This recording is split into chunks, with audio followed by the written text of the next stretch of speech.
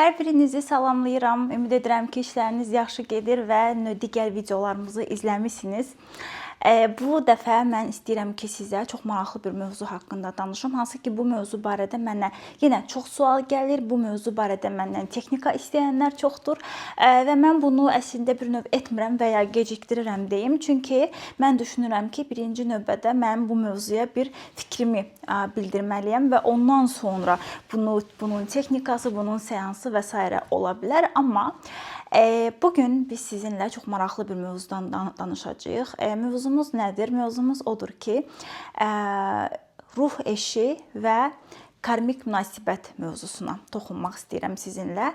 Çünki bir çox insan hal-hazırda ruh eşini axtarır və mənə də belə çoxlu suallar gəlir ki, filan kəs sizcə mənim ruh eşimdirmi? Və yaxud da ki, sualı başqa formada qoyaq.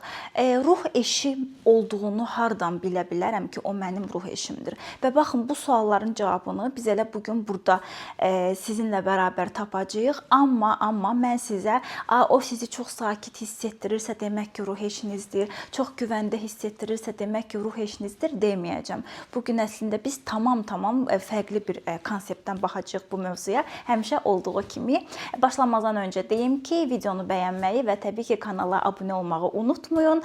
Alma-vermə balansımızı qorumaq üçün düşünürəm ki, bu çox vacibdir. İndi gəlin baxaq ruh eşi məsələsinə. Ümumiyyətlə belə bir insanlarda belə bir algı var ki, sanki yəni ruh eşi odur ki, biz onunla çox belə xoşbəxt münasibət yaşayırıq. Bir də var nə bilim karmik eş, kim ki biz onunla çoxlu problemlər yaşayırıq. Bir tərəfdən okey, bu algı doğrudur. Hardasa bir 60%, amma işin digər 40%-i əslində işin belə deyək ən maraqlı hissəsidir. Hansı ki biz əslində elə ona fikir verməliyik. Nədir bu maraqlı hissə? Əslində tanış olduğunuz hər insan, yəni münasibətdə olduğunuz, hal-hazırda olduğunuz və yaxud da gələcəkdə olacağınız hər insan sizin hal-hazırki situasiyanıza, hal-hazırki durumunuza, frekansınıza uyğun ruh eşinizdir onsuz da. Yəni əslində hətta o nə bilim sizə xəyanət edib çıxıb gedən kişi də, bilmirəm sizi aldadan kişi də, fərqi yoxdur, qadın olsun, bu sizi dəyərsiz hiss etdirən. Yəni hər şey bu adam və yaxud da bu qadın olsun, bəylər üçün deyirəm, həmin an üçün əslində sizin ruh eşiniz idi.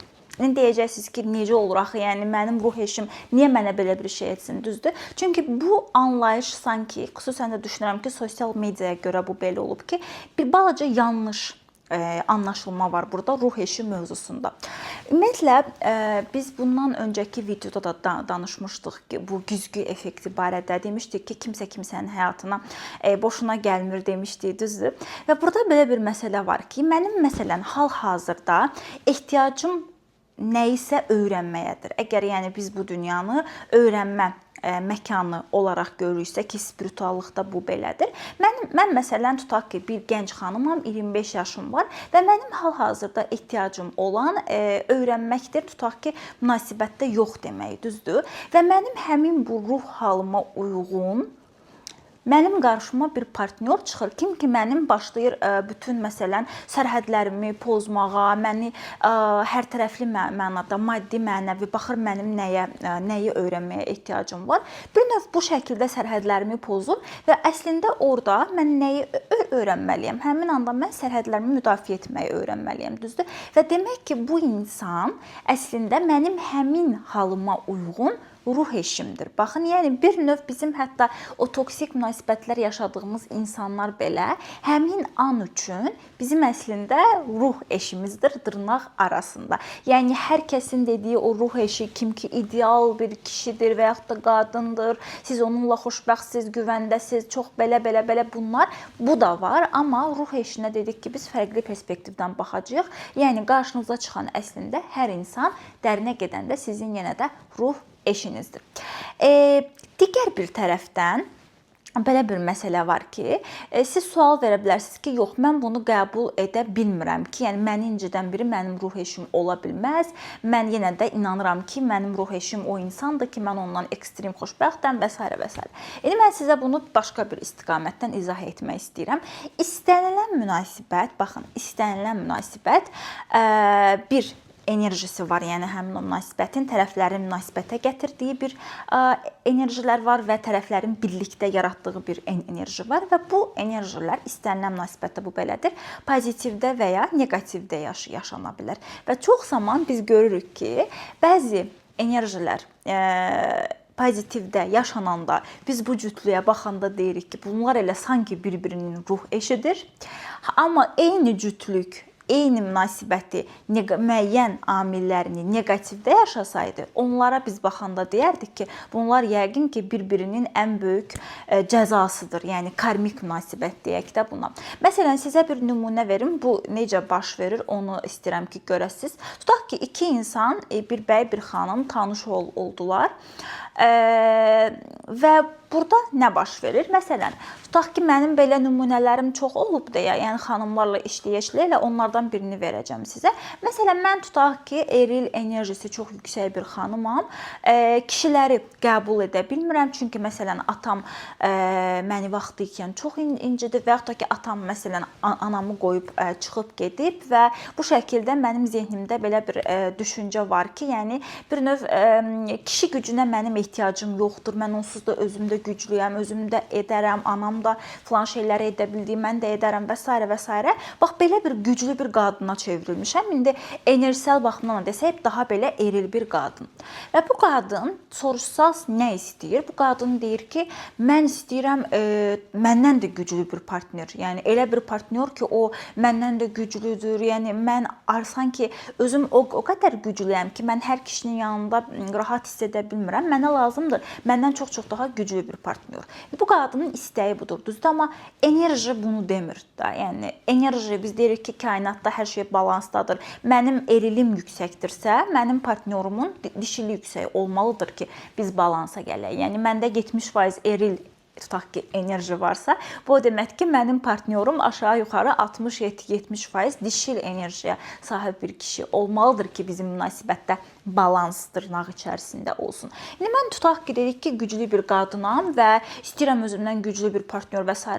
Və mənim həyatıma gəlir adətən kişilər ki, kimlər ki, məndən zəifdir, kimlərin ki, mən baxıram, deyirəm ki, yox, mən belə kişi istəmirəm, bəziləri maddi baxımdan zəifdir, bəziləri xarakter baxımdan zəifdir və ən sonunda, məsələn, mən biri ilə nə deyək buna tapışıram və oluruq biz partnyor. Hardakı münasibətdə baxırıq ki, yenə də əsas problemlərdən biri odur ki, qadın daxildə narahatdır ki, sanki mənim partnyorum məndən zəifdir. Yəni sanki o mən istəyən qədər, yetəri qədər güclü deyil, mən yenə də ondan güclü hiss edirəm özümü. İndi qayıdaq ən başa. Bu xanımın problemi nə idi? Dedik ki, bu xanımın problemi o idi ki, o məsələn kişi gücünü qəbul edə bilmirdi, çünki atası ilə problemlər yaşayırdı. İndi bax, ona uyğun, həmin o ruh halına uyğun onun qarşısına bir partnyor gəlib çıxıb ki, kimin ki, təbii ki, dişil enerjisi deyək də daha yüksəkdir. Kim ki, istər-istəməz o münasibətdə qadın daha dominantdır, maddi baxımdan bəlkə qadın daha güclüdür və yaxud da ki, qadın daha güclü deyil, amma kişi də sanki, çünki dişil enerji kişidə neqativdədirsə, daha çox belə kişini tənbəl etdiyinə görə kişi pul qazanmaq istəmir və yaxud da ki, yəni çox da belə pula qarşı marağı olmur. Yəni çünki dişil enerji dərinə getsə biraz belə tənbəl və hüzurlu bir enerji olduğuna görə, yəni kişilərdə belə çox yüksək olanda çox da qəşəng durmur əslində. Nəysə, belə bir partnyorla indi mən başladım, amma narahatam, düzdür. İndi gələk bu məsələnin enerji neqativdə və pozitivdə yaşanma hissəsinə. Dedik ki, pozitivdə yaşanarsa bu insanlar bir-birinin əslində o dırnaq içərisində hamının düşündüyü ruh eşi olarlar. Neqativdə yaşanarsa onlar karmik münasibət. Məsələn, pozitivdə yaşansa bu münasibət, qadın ya da gəlin birinci neqativi deyək, hamıya daha maraqlı olur neqativ. Neqativdə yaşansa bu münasibət necə olar? Qadın çox narahatdır, narahatdır, gərgindir. Bir tərəfdən istəyir ki, kişi ondan güclü olsun, nə bilim kişi pul qazansın, kişi amma tərpənmir, tənbəldir.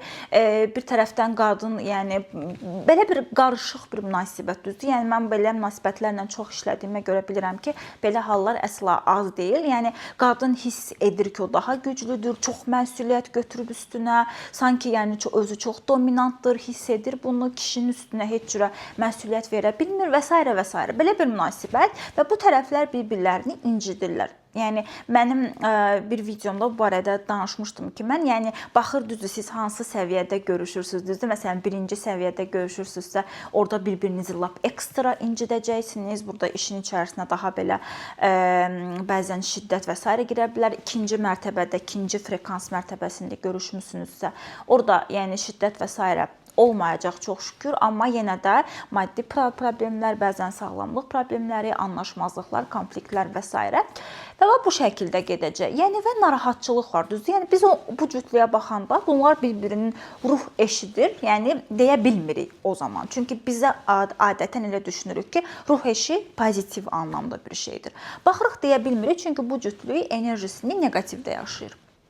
Hansı enerji ki, dedik ki, xanımın problemi nə idi?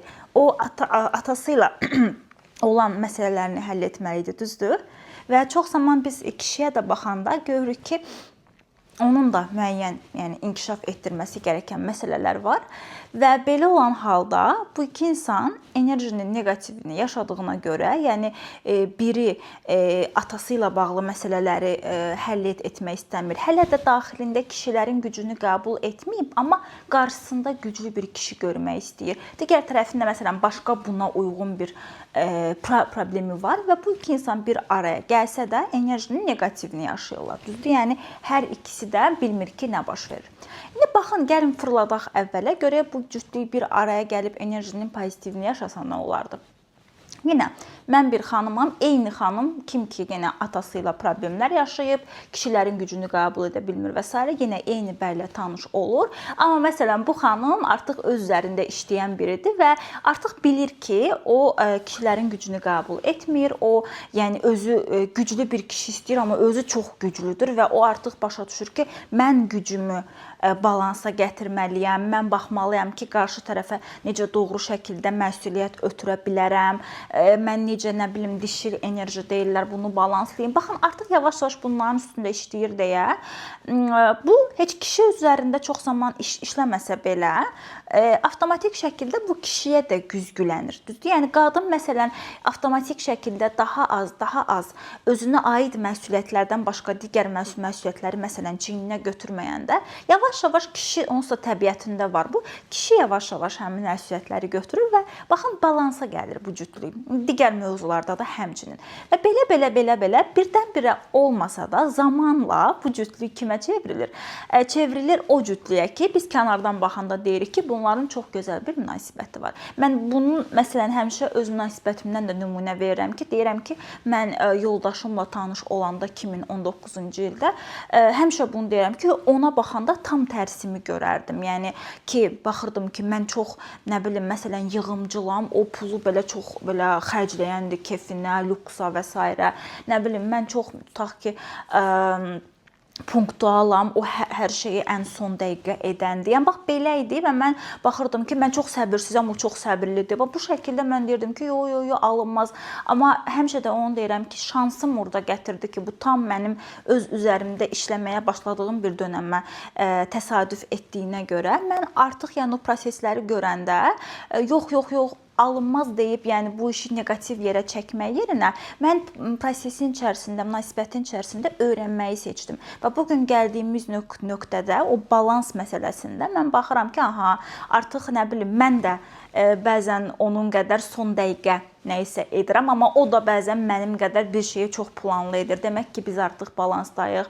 Bəzən mən nə bilim çox xərcləyirəm, o məni balansa gətirir. Bəzən o çox xərcləyir, mən onu balansa gətirirəm. Baxıram ki, artıq biz yəni o türklər demiş dəngələri qura bilmişik və bu şəkildə məsələn bizim münasibətimiz istədiyimiz kimi gedir. Və bu münasibətin əvvəlindən bu şəkildə olub. Baxın, çünki əvvəlindən dediyim kimi mən həmişə deyirəm şansımdır ki, öz üzərimdə işləyə bu münasibətin içərisinə daxil olmuşam o zaman.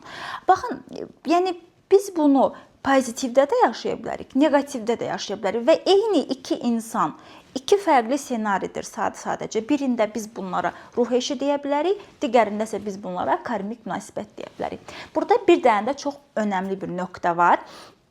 Baxın, hər insan da sizin önünüzə ona görə çıxmır ki, siz onunla ömrünüzün sonuna qədər yaşayasınız. Yəni bu istər sizin sevgilinizdir, istər həyat yoldaşınızdır.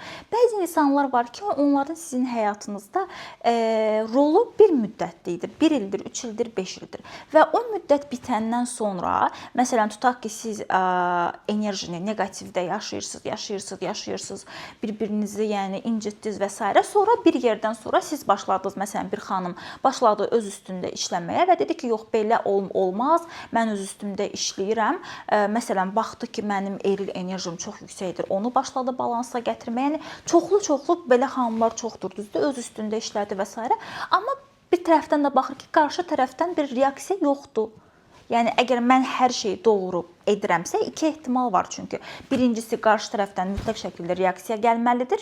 İkincisi isə qarşı tərəfdən reaksiya gəlmir, çünki artıq onun rolu mənim həyatımda bitib. Çünki onun rolu onsuz da mənə xatırlatmaq idi bunları, onsuz da məni bu yola gətirmək idi, başa düşürsünüz? Və bu rol bitib deyə artıq baxırsan ki, sən nə qədər çalışsan da qarşı tərəfdən reaksiya yoxdur. Bir şey gəlmir. Və biz onda çox qadın yenə də burada da özünü bir döngüyə salır ki, yox, nə edim, nə bilim, kişisini gizlincə konsultasiyaya yazdıran var, gizli səsli proqrama qoşulur, səsli şəkildə kişinin yanında qulaq asır ki, qoy o da dinləsin, bəlkə nəsə eşidər və s. Bunlar yəni alınacaq şeylər deyil. Çünki bir insan bunu bir özü istəməlidir. İkincisi isə onun rolu artıq sizin həyatınızda bitibsə, sizin ona bax belə yapışmağınız heç nəyi dəyişdirmir, təəssüf olsun ki, və bu yenidən hansı döngüyə girir, salır bizi? Yenidən karmik bir münasibət döngüsünə ki, hardakı ən sonda tərəflərdən biri artıq tamamilə bezir və yəni bu həddə gəlir və deyir ki, tamam, mən gedirəm bu münasibətdən, mən artıq məsələn ya bezdim bir şeylər etməkdən və yaxud da ki, mən artıq bezdim sənin mənim üstümdə nələrisə yoxlamağından. Çıxıb gedir və bu şəkildə bitir. Yəni zorla bitir. Amma bunu zorla bitirməyə ehtiyac yoxdur. Siz artıq görürsünüzsə ki, dəyişimə bir reaksiya yoxdur. Təbii ki, siz o dəyişimi doğru şəkildə edirsinizsə. Nə bilim, Instagramda Reels fırlada öz üzərinizdə işləyib gedib orada eşitdiyiniz, oradan-buradan şeyləri birləşdirib mən münasibətimdə bir şeylər edirəm deyirsinizsə, mən bunu dəstəkləmirəm. Çünki bu dəqiqə Instagram, sosial media sırf belə xaos, nə bilim, bir klikləsinlər, daha çox izləsinlər üzərinə qurulub deyə, orada verilən məsləhətlərin də 70-80% çürükdür və yaxud da ki, hər münasibətə keçərli deyil və yaxud da ki, məsləhətin yarısını verir, yarısını saxlayır ki, proqramımda verəcəm. Okey, mən bu məsləhəti götürdüm, getdim, tətbiq etdim. Amma bunun ardı əslində başqa bir məsələdir. Mən sizə onu deyim ki, bununla bağlı mənim özümün aldığım ən böyük dərs ondan ibarət olub ki, mən özüm 2020-ci ildə bir proqrama qoşulmuşdum. Deyəsən, münasibətlərlə bağlı idi. Və orada mənim həmin o mentor proqramın ödənişsiz hissəsini edirdi və həmin o ödənişsiz hissədə çoxlu belə vebinarlar və s. vardı və hədsiz dərəcədə çox məlumat verirdi, yəni çox dəyərli məlumatlar verirdi. Mən düşünürdüm ki, vau da, yəni heç bu məlumatları öyrənəndən sonra dərinə getsək heç mənim filan qədər pulu verib qoşulmağıma da əslində ehtiyac yoxdur. Bu qədər məlumat verirdi. Hələ gedim bunları tətbiq edim. Yəni mən belə bunu düşünürdüm. Amma sonra elə oldu ki, qoşuldum ki, okey, qoşulum görüm nə olacaq və yaxşı ki, qoşulmuşam. Qoşulanda təsəvvür edin ki, bizə orada qurulan ilk cümlə bilirsinizmi nə oldu? Ödənişsiz hissədə öyrəndiklərinizi unudun. Çünki o ödənişli hissəyə gəlmək istəməyən insanlar üçün idi. Siz artıq tamam başqa və orada nə demişdisə, bizə demək olar ki, onun tam tərsini başa saldı. Və konkret dedi ki, orada dediklərim o insanlar üçün idi ki, oradan buradan ancaq məlumat yığırlar. Yəni onlar dərin şəkildə işləmirlər. Amma burada deyəcəklərim sizlər üçündür. Və mən həmin gün dərsimi elə aldım ki, dedim ki, tamam, bir şeyin ödənişsizindən faydalanıramsa, mütləq şəkildə onun görüm ödənişlisini də dinləyəcəm ki, birdən yenə belə bir şey. Düzdür, mən bunu etmirəm əsla, çünki bunu etik saymıram, amma dərinə getsək, bunu yəqin ki, çoxları edir. və yaxud da ki, bir məlumatın, yəni ödənişli hissəsi var, ödənişsiz hissəsi arasında mütləq şəkildə səviyyə fərqi olur. Yəni bunu istədim sizə deyim ki, mövzudan kənardır, amma doğrudan da önəmli bir məsələdir. İndi qayıtdıq bu yenə bizim münasibət məsələmizə. Baxın, fikir verdiniz, eyni cütlük fərqli ssenaridə birində oldu ruh eşi, digərində oldu karmik partner.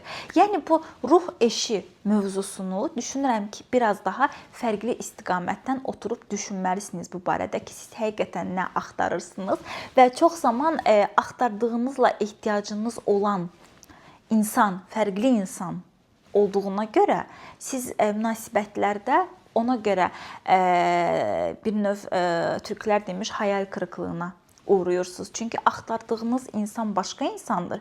Amma ehtiyacınız olan həmin anki ruh halınız başqa olduğuna görə siz gedib yenə də elə biri ilə münasibətə girirsiniz və yaxud da ki, elə situasiyalar yaşayırsınız ki, o anki ruh halınızı əks etdirir. Yəni, bundan öncəki videoda danışmışdıq bu güzgü effekti məsələsini. Kimlər ki, izləməyib, həmin videonu izləyib güzgü effekti məntiqini daha yaxşı başa düşəndən sonra bu dediklərimi də daha diqqətli şəkildə başa düşəcək.